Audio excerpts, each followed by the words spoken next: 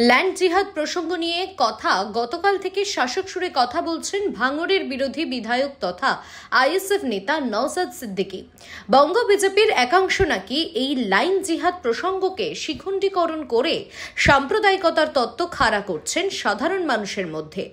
বিধানসভার বাইরে সাংবাদিকদের মুখোমুখি হয়েছিলেন রাজ্যের বিরোধী দলনেতা শুভেন্দু অধিকারী। তিনিও ল্যান্ড জিহাদ প্রসঙ্গে তোপ দিয়েছেন শাসক শিবিরকে। বিরুদ্ধে অনাস্থা প্রস্তাব এবং সেক্ষেত্রে অনাস্থা প্রস্তাব আমরা আগেই দিয়েছিলাম, যেহেতু আইনের সুযোগ আছে। উনি ওনার যে ডেপুটি স্পিকারকে রুলিং দেওয়ার জন্য যে পাওয়ার দিয়েছিলেন, তাতে উনি এটাকে রিজেক্ট করে দিয়েছিলেন, নাল অ্যান্ড ভয়েড। এটা উনি করতে পারেন, এই যে ডিটেলস আছে, অ্যাক্ট রুলস সবটা মেনে। এ তো ওনার ইচ্ছায়, তৃণমূলের ইচ্ছায় বা স্পিকারের ব্যক্তিগত ইচ্ছায় তো হাউস চলতে পারে না, বা ডেপুটি স্পিকার ইচ্ছা করে রুলিং দিতে পারেন না। আমি আইনের সমস্ত সেকশন সাবসেকশন তুলে ধরে এটাকে চিঠি করেছি। আশা করি এই উইন্টার সেশনে এটা কনসিডার করবেন। যদি কনসিডার না করেন তো যাওয়ার জায়গা আছে, যাব। এটা নিয়ে আইনের দ্বারস্থ হবেন আপনারা? না, আগে কি করি, এখনই বলেছি তো 25 হাউস বসবে, কনসিডার করুন।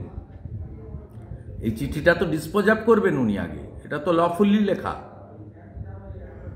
ইলিগেল লেটার নয় তো, বিধানসভা রুলস অ্যান্ড বিজনেসের উপরেই লেখা, উনার আইনেই তো লেখা। এটা তো উনি কারোর ব্যক্তির কথায় বা কোনো দলের ইচ্ছায় তো পরিবর্তন করতে পারবেন না। অতএব এই চিঠির নিষ্পত্তি পরিণতি কী হয় জেনে নিয়ে তারপরের ব্যবস্থা তো নেওয়া যাবে। যেমন আমরা ইতিমধ্যে গেছি, কেন্দ্রীয় বাহিনীর সিকিউরিটিদেরকে বাইরে থাকতে হয়, যারা বর্ডার পাহারা দিচ্ছে, যারা দেশবিরোধী শক্তিকে রুখছে, মাওবাদীদের, তাদেরকে বাইরে থাকতে হয়। আর পশ্চিমবঙ্গ পুলিশের লোকেদের ভিতরে ঢোকানো হয়। বিজেপির এমএলএদের পিএসও নট অ্যালাউড, টিএমসির এমএলএদের পিএসও অ্যালাউড।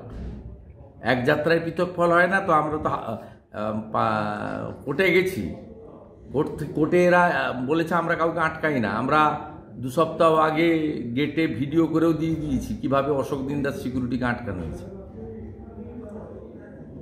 ছাড়ার কোনো সিন নেই। বেআইনি কাজ কেন করবেন? আইনের মধ্যে যা আছেন অধিকার আপনি করুন না। আমরা আইনকে কখনো চ্যালেঞ্জ করি না। চ্যালেঞ্জ করে বক্তব্য রাখা যায়, কিন্তু সাসপেন্ড হয় না। উনি তো এটা বেআইনি করেছেন, বেআইনি কাজ করেছেন, তার পরিণতি হবে।